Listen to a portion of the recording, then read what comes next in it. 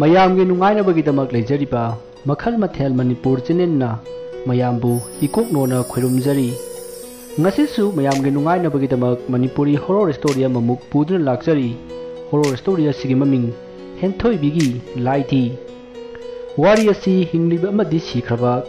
kanagumbi amataga mari nejadi ai ibana wakana sagataraga tabiriba singi ngak pothana bagidamakta semjaba warini Hojik mayamda khudol tamjari Manipuri horror story Henthoibigi Laidi Henthoibi angang oidingidagi Laidi da yamna ngaujaba nupi masa ama oina horakhi kumai harau lakpada atopa maphimaron layo haina mama mapada ningai tawdrabasu Laidi di leidaba yadaba nupi masani numit nini humni Laidi leidabagi kappa ngambini Henthoibigi machin manau ahumni nupa ani nupi matomtani Henthoibina khwaidagi atombini aduga mabung ali dudi boarding da laikhri Henthoibidi pikli haiduna mama mapagi manakta yumda punna leiminahori numittu Henthoibina school matam loiduna mayumda halakpa matamni Henthoibi mahakna mamanaba kayaga school gi ben tongduna jumromda halakpagi lambida school lagi khara sathoklaga hauriba haibong pambi adugi makhongda Laidi ama ukhi hairiba Henthoibina uriba Laidi asi Henthoibina urakpa numit nini humni suraklabani adubu mahak kanamatada Laidi adugi maramda karimata hairamde masigi matung mahak yum yoduna yumda changi Henthoibina school halakpada magi mamana magi maphimaron hongdokpiri matamasida Henthoibina mamada hairi mama Laidi se mathanda chatpa haibro masagi wahang du tabada Henthoibigi mama thabadu Henthoibida munna yengi aduga khumi icha thoibi Laidi bu thawai panbro thawai pandaba posak amata chatpa ngamde ko asomna wari sanaraba matung Henthoibidu chakchangda sangduna saksari mage manakta mama thabasu phamli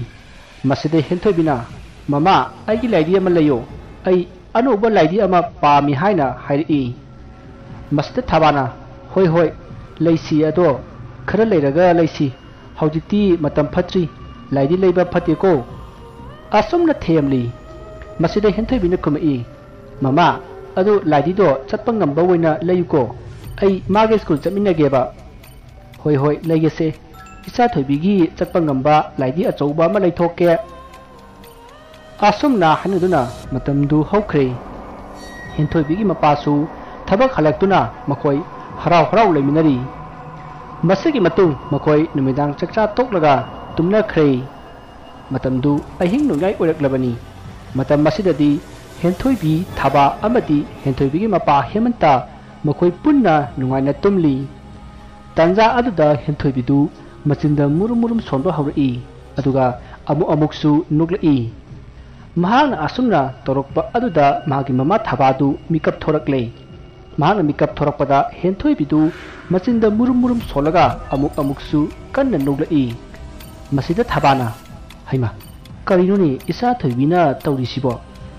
kari mangbu origaba yamna nungai khramalene tawrise asumna khallaga hemantabu tuminna hodoklami aduga masagi matau adubu yenghalli masa Henthoibigi matau ubada thaba amati hemanta makhui anisu momon nokchari asumna matamdu hokiduna mathangi nongale Henthoibigi mama thabasu ayuk nganta hautuna yumgi thabak tawri matamaduda Henthoibidu phamung lomdagi kanna kablai asomne Henthoibina kablakpa adu tabada thabadu Henthoibigi manakta parap chensilli adubu matam aduda Henthoibidi ningaidana tumlaga lerami masida thabana khali karinuda hojikte isa thoisi kapkhibadaine aigi wakhalnarane as oiroida isa thoi se nongale hogalone numine number se phatte se asomna thabana Henthoibibu hogdokli masidagi Henthoibidu mikap thoraktuna mamaga punna mapanda thoraktuna anganbu korubu khorumjari asomna matamdu hokre masidagi Henthoibisu school matam jawraktuna school lakli asomna Henthoibi magi marupsinga punna school lakpada mana he uriba Laidi adu ngasi san saduna satlaga leibadu mahakna uki adubu ben aduna yangna thaubu oibana mahak kuina yengbadi phangkide asumna mahak school jaukhre masidagi Henthoibidu magi class ta sangduna phamli adubu mahak class aduda phamjarabasu wakhaldi laidi aduda khanduna leiri masida mahakna khanjai aina ngahandagi urakliba laidi dudi chatpa khara khara ngamhorine san sarga chalorine kanade ngasidi laidi du pukhage asumna khallaga mahak wakhal amada mangduna leiri masigi matung Henthoibidu school soti thaduna yumlonda marup mayamga school ben tongduna halekli asumna school bell adu laidi aduna leiriba haibong adugi mapa yorakpada Henthoibina ben adu khamnaba haiki masida ben adu thoribu nupa aduna karigino haina hangi maduda Henthoibina mapan thokige haina haijillami masidagi ben thoribu nupa aduna kuyaklanu ko haina hairaga Henthoibibu gaidagi kumthalami asumna Henthoibidu bendagi kumtharakle aduga laidi aduna leiriba haibo mako aduda sangshillami adubu laidi adudi leiba uramde masidagi Henthoibina haibong makong aduda koichat chatuna koichi thiri asumna mahakna koichat chatpa aduda ben driver aduna hai kaidore mapan thokani haraga koichat chatlaga leradi ha lordi lao thenge asumna kaurakpadagi Henthoibidu akoibadu koyeng yenglamlaga ben lomda lakle asumna mahakna khongkap ama ani thangba horakpada magi tungdagi misen khongdai maduda Henthoibina tung onthoklaga yengbada laidi adu leplaga lerami masidagi Henthoibina sida lepaga lerene asumna khallaga parap chenchinduna konkhatli aduga magi lairi khawda hapchilaga benda kakhalakle asumna mahak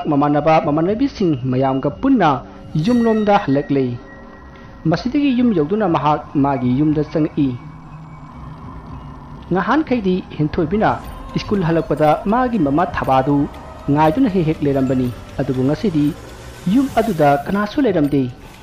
masidagi Henthoibina mama thababu koiko koromi tamanlaktraba aduda mahak magi larik thampham ka aduda laklaga magi larik khawadu thamli aduga mana ngasai kulakpa laidi adu lokthoklaga yengi matamatuda laidi adu Henthoibida yengaga nokmi tawakli madu ubada Henthoibisu nokmi tawjari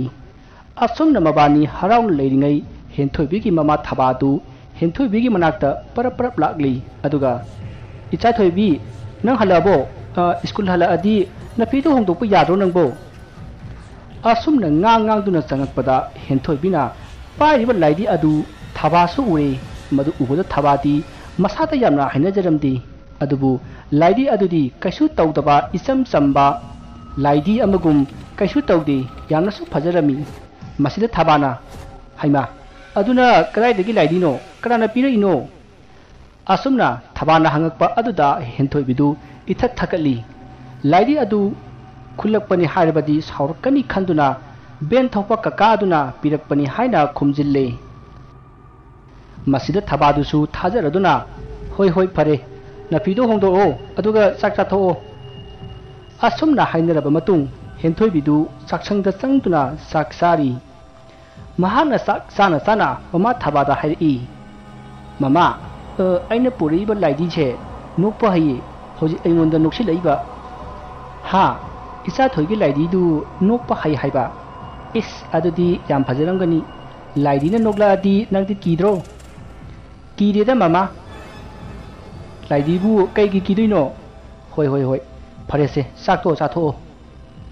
asumna hainaraba matung makoi sak saba loirei masidagi Henthoibidu magi laidina leiriba lairek thampham ka aduda lakli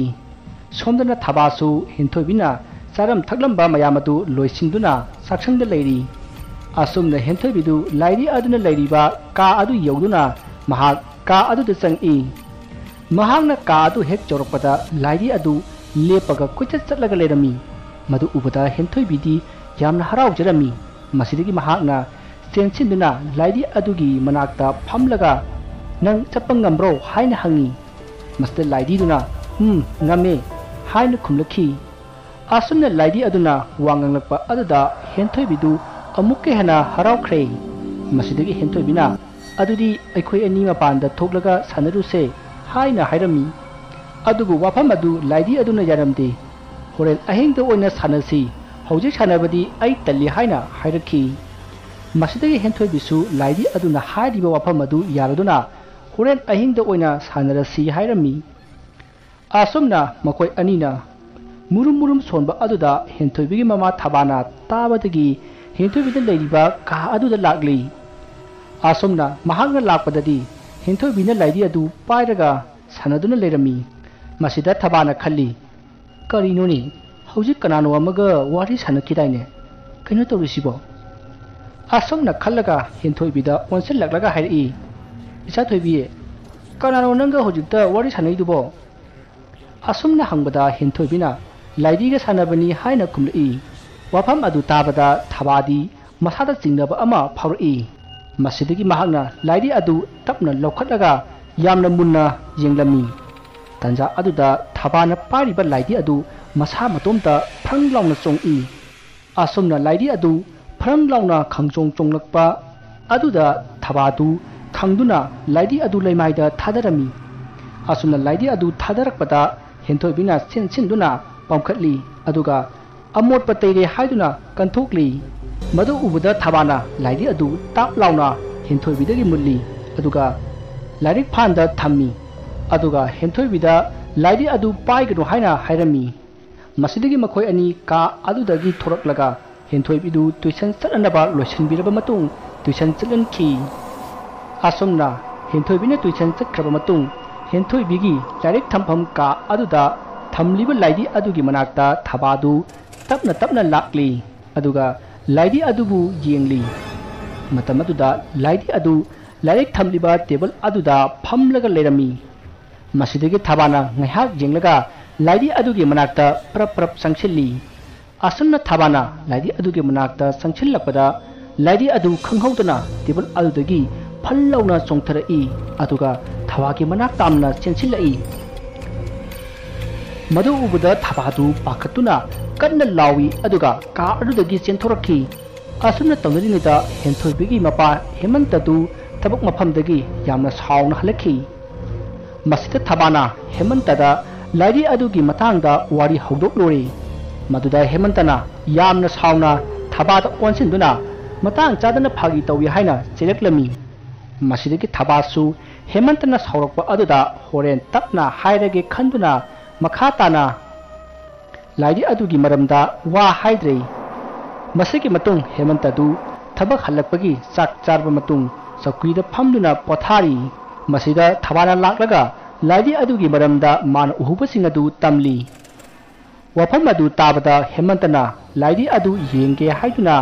laidi aduna leiriba ka aduda thawaga punna laklei asumna makoi ani laidi aduna leiriba ka aduda sangakle asumna makoi ani na sangpadadi laidi adu table mathakta leiramki madu ubuda thabadi ki khibana loire ngasai waida table dagi chongtharaga tanarakhiba laidi adu hojik amu table mathakta phamlaga leiramba adu ubudadi thabadu yamna ki khi adubu Hemantadi kaisu khangribanina parap sangshelaga laidi adubu paikhatki aduga thabada hairi hai masi kaidorage siri laidi ni kayone masina karamna chakadoribano nati nangbu ngawrabo thaba asukta hairapada thabasu maku ngawri tawkhriba singadu manga sap manakhre masida thabana Hemantada school ben thawriba nupa aduda phone tawraga laidi pi khibra haibadu hangnaba haibadagi Hemantana ben thawba nupa aduda phone tawduna Henthoibida laidi pi khibra haina hangki adubu nupa aduna pi khibe haina khumlaklei wafam adu tabada thabadi jingnaba pakhatpa asumasum henjilai asumna tawnarineda Henthoibidu tuition halaklei Henthoibina tuition hek halakpaga thabana Henthoibida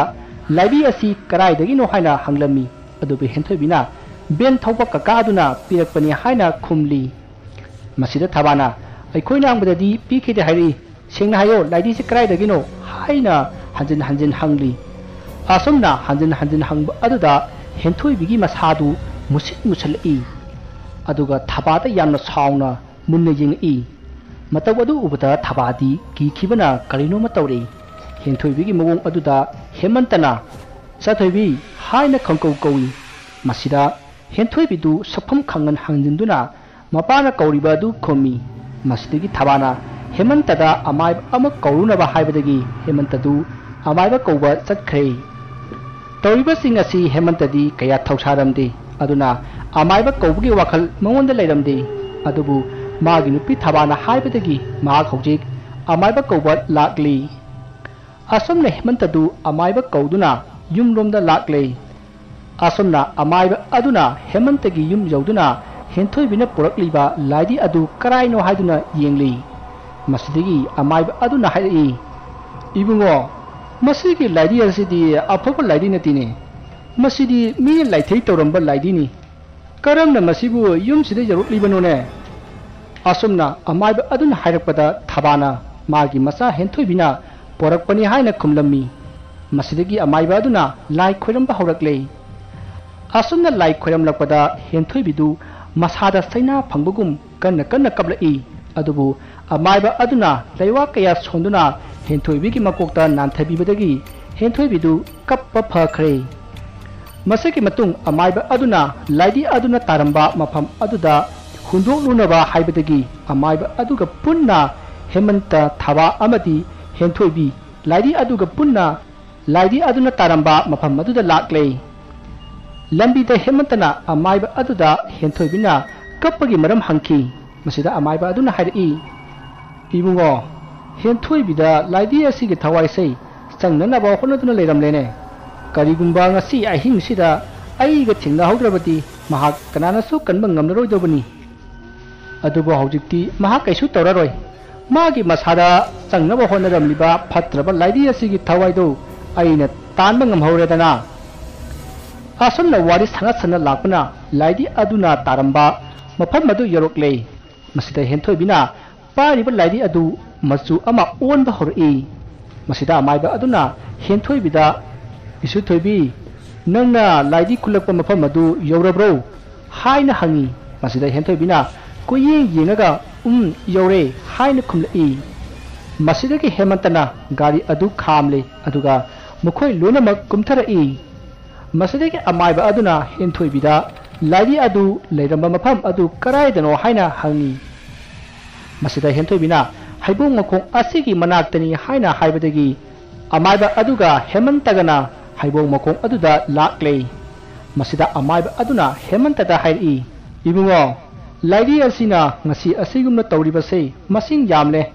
masi ataigi nati laidi asina mafam masida hundoklaga thamlambagini adubu ibungo masi amuk hana sigumba tawbase tawdanaba laidi asi phumlamlasi masi urabadi kanasu khanglaroi asomna amaiba aduna haibadagi hemantana kom ama tawrami aduga kom aduda laidi adu thadakhre masidagi amaiba aduna lewa khara solaba matung leba khochinduna phumjinki asomna laidi adu phumbal loraba matung makhoi yumda halakhi masidagi amaiba adusu yumda hankhre asomna siraga ba Henthoibibu amaiba aduna matam sana yinghobudagi kanba ngamhokhi wari asi matang astal losinjare wari asi gi aroibada asema thokiba atinba wari ama mayamda khudal tamjari wari asi longdam indra sena thabirakpa warini wari asi mayam puna taminarasi wari asi magi mayamba Martin da thokiba asema thaudok amagi warini numittu Martin mamanabaga koiba sallusi haiduna koiba salami maduda Martinna itong mayam asida anguba phi ama leidi sibu nukoibu udo haina hangi maduda magi mamanaba sing aduna ude haina hainari mayamna udraga mahana uba aduda Martin di jingnaba khara phawroklabani adubu masada kaisu thodokpa tawdaba aduda mahak ka henadi khanjiludrei masidagi makhoi mayamdu yumda mathang hannari asomna Martin su yumda halakle mahakna yumda halakpada ahingi pung ani taramle masidagi mahak phamungda sangduna hipli asomna Martin hiplingai hodong amubi ama thongda lisilappa ukhi madu ubada Martin du khangprek khangna laukhatli maduda Martin gi mabok tholoklaga kaidorage haina hangi adubu Martin na haudong amubi ama senthora I haina hairami masida Martin gi mabok na o phare phone do yam koina pairanu ko tumo haina hairamnaga tumba sangkhre Martin su hoi bok haidna lehori asomna hairamlaga Martin su tumkhre masagi matung numit kharani haukhre masigi matung Martin na kainome hek charam daida makhutu pumnam namlai masida Martin na magi mabokta bubok aiki khuse pumnam hek ngame haina pautalami maduda Martin gi maboktu khara khadi chingnaba horoklabani masidagi mabokna adudi amaiba ama tanasi haiduna hairami masida Martin su hoi haiduna amaiba ama tanaba chakhi hasumna amaiba amada yengbada amaiba aduna hairi ibungo nangi natungda lai phataba ama queen inaraga lerene aduna lai amuktang khoiramsi asomna hairakpada Martin amati Martin gi mabokna hoi oja adudi khurumnaba tawrasi haiduna lai khoirumki masidagi amaiba aduna hairi nangna hayeng ayuk chak chabada sak chatum ama langgadabani langjingaida he phataba lai timu laimu nangka chakthak pirabani chalo haina thado uko asomna amaiba aduna haibagi matung inna sak chatum ama thadokhi masigi matung dagidi karisu tarokhidrei wari singasi matang sita lojare wari asida soikiba lankiba wahai wata asoiba kya yawrabasu tabiriba singna pukchal sauna ngakpigani